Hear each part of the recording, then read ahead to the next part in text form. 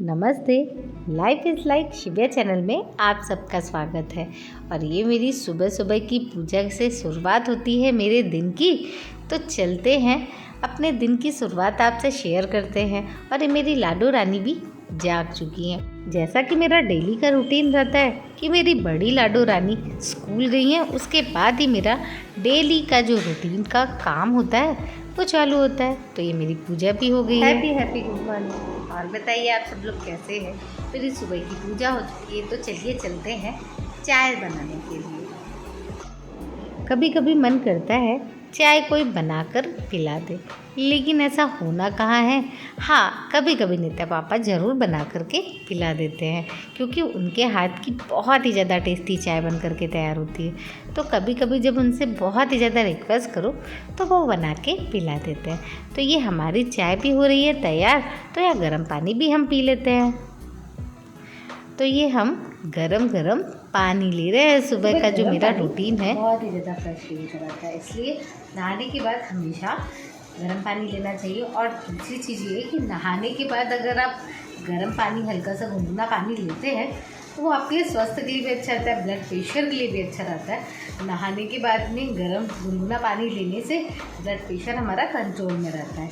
इसलिए हमेशा नहाने के बाद हमें सबसे पहले कुछ भी ना कुछ खा करके हमें गर्म पानी लेना चाहिए।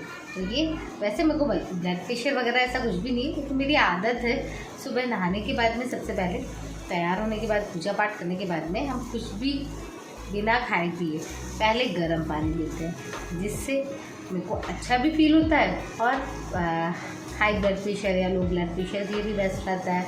तो इसलिए हमेशा ही गर्म पानी नहाने के बाद में लेना चाहिए।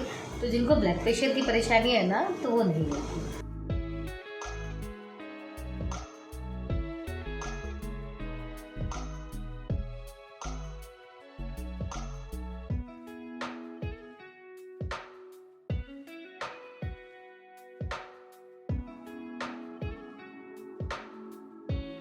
सुबह सुबह बहुत सारे काम होते हैं, मतलब बहुत ज़्यादा वाले काम नहीं कि बहुत थक जाओ, लेकिन हाँ, सारी चीज़ों को व्यवस्थित करना, सभी चीज़ों को अच्छे से तैयार करना और ये सोचना कि आज सुबह खाने में क्या बनना है, कल क्या बना था और आज क्या बनना है। शाम की भी सारी तैयारी करके पहले से ही रखनी पड़ती है, कि जिससे नित्या की पढ़ाई में भी कोई डिस्टर्बेंस ना हो पाए।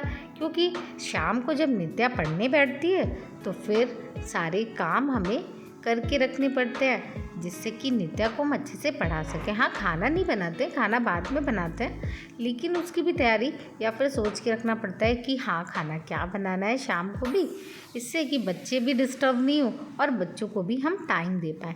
तो ये मेरी चाय हो गई है तैयार। तो भाई आप सब भी आ जाइए सुबह सुबह की चाय के आनंद लेने के लिए। तो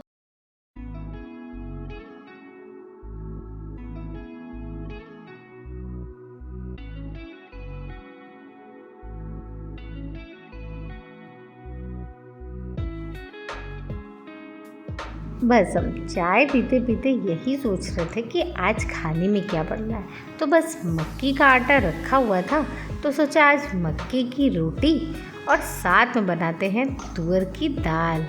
गर्मा गर्म तुअर की दाल और गर्मा गर्म मक्की की रोटी, तो वाह भाई वाह। वैसे भी नित्या के पापा को बहुत ही ज़्यादा पसंद है, तो सोचा आज कुछ नया भी हो जाएगा।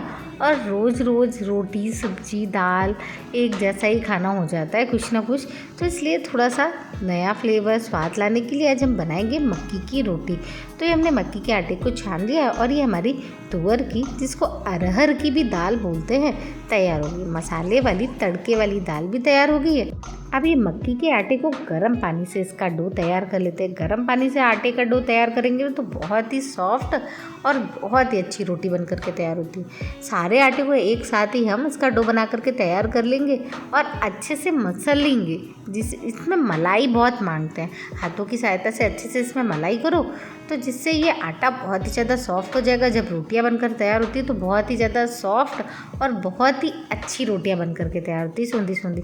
तो ये हमने एक आटे का डो का छोटा सा लोई निकाल लिया था, क्योंकि इसकी छोटी छोटी ज़्यादा लोइयाँ नहीं, थोड़े बड़े आटे की लोइयाँ बन करके इसकी रोटियां तैयार होती है। और इस तरीके से सूखा आटा लगा करके गोल गोल हाथों की सहायता से घुमा करके मक्की की रोटी बना करके हम गैस पे भी तैयार कर सकते हैं बहुत इजी तरीके से। और देखिए किस तरीके से ये रोटी बना रहे हैं गोल गोल, तो हाथों की सहायता से बिना बेलन से ही बहुत ही अच्छी रोटी बन करके तैयार हुई। वैसे भी इस आटे को आप बेल तो नहीं सकते हैं बेलन की सहायता से, अगर आप बेलोगे तो ये फट जाएगी। हाथ की सहायता से या फिर थाली पे रख करके ये रोटी को बना करके तैयार कर सकते हैं। वैसे भी मक्की हो या बाजरे, देसी खाना तो चूल्हे में ही अच्छा लगता है, लेकिन क्या है कि अब चूल्हा नहीं है तो गैस ही सही। देसी खाना खाने का आनंद तो बहुत अलग ही होता है। तो इस तरीके से हम रोटी को तवे पे डाल देंगे, ऊपर से पानी लगा देंगे जिससे जो भी सूखा आटा हो वो ना हो। अब इसी तरीके से दूसरी भी रोटी बना करके तैयार कर लेते हैं। और तो हम इसी तरीके से सारी रोटियां बना करके तैयार कर लेंगे। ये मक्की की रोटी आप नमक मिर्च के साथ भी खाओ, बहुत ही ज़्यादा टेस्टी लगती है। या लहसुन का मिर्ची का जो ठेचा बन करके तैयार होता है या चटनी बन करके तैयार होती है ना, उससे आप ऐसे ही खाओ, बहुत ही आनंद आता है। किसान या फिर घर में जिनके यहाँ चूल्हे में ऐसी रोटियाँ बनती है ना, वो तो सिर्फ नमक मिर्च के साथ ही ये रोटियों का आनंद खाते हैं। वाह भाई वाह, वाकई में बहुत ही स्वाद आता है। तो ये रोटी भी अच्छे से एक परत में अच्छे से पक चुकी है, तो हम इसको पलटा देंगे। और ये रोटियों को भी बनाने का तरीका बहुत अलग होता है। जैसे कि हम गेहूं की रोटी बनाते हैं ना, वैसे नहीं बना सकते हैं इसको, इसकी भी रोटी बनाने का तरीका अलग होता है। और ये रोटियां बनाने का तरीका हमने अपनी सासू माँ से सीखा है। पहले तो हमें कुछ भी नहीं आता था। हाँ, मम्मी को देखते देखते हमें ये मक्की और बाजरे की रोटियां भी बनाना आने लगी है। तो ये अच्छे से रोटियां दोनों तरफ से पक चुकी है। तो उल्टी तरफ की रोटी जो हमने बाद में पलटी थी, उस तरफ से हमें पहले सेकना है और फिर बाद में सीधी तरफ की रोटी को सेकना है। और ऐसे बराबर चलाते रहना है कि रोटियां टूटे भी नहीं। अगर टूट जाएगी तो फिर ये थोड़ी सी कच्ची रह जाएगी और हमें इसको सेकने में थोड़ी परेशानी होगी। और देखिए रोटियां कितनी अच्छे से मक्की की फूल रही है। तो इसी तरीके से हमें इसको धीमे धीमे आंच में सेकना है।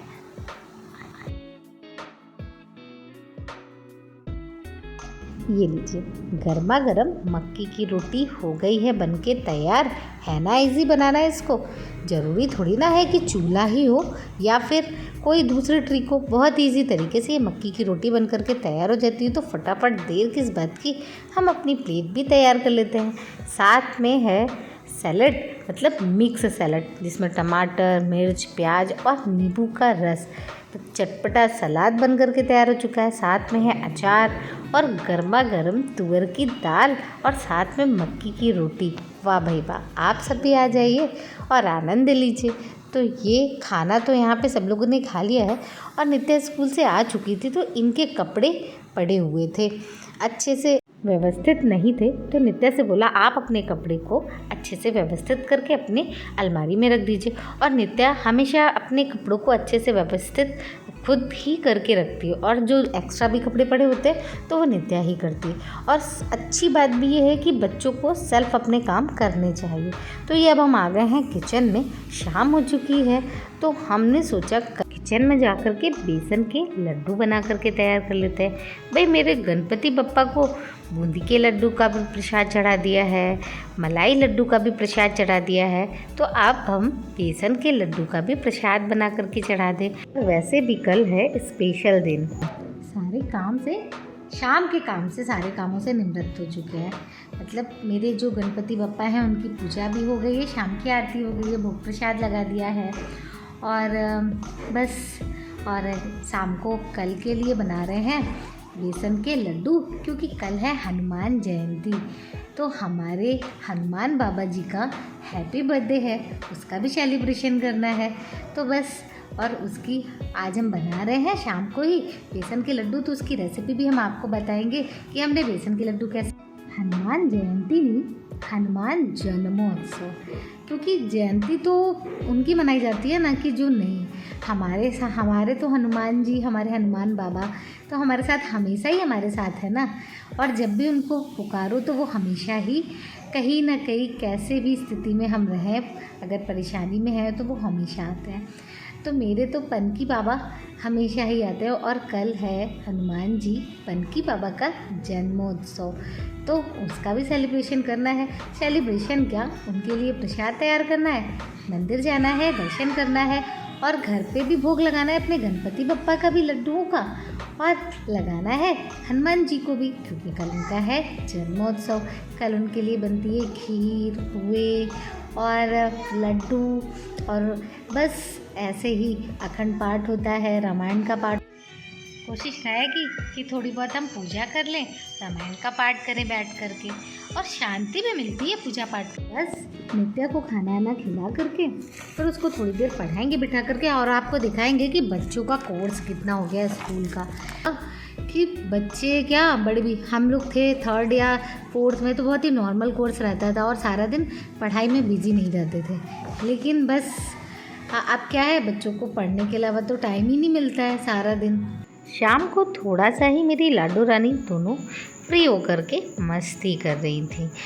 तो ये दोनों जब तक मस्ती कर रही है तो भाई हम थोड़ा सा अपने किचन का या फिर दूसरे काम भी निपटा लेते हैं, क्योंकि शिव्या तो कुछ भी नहीं करने देती है।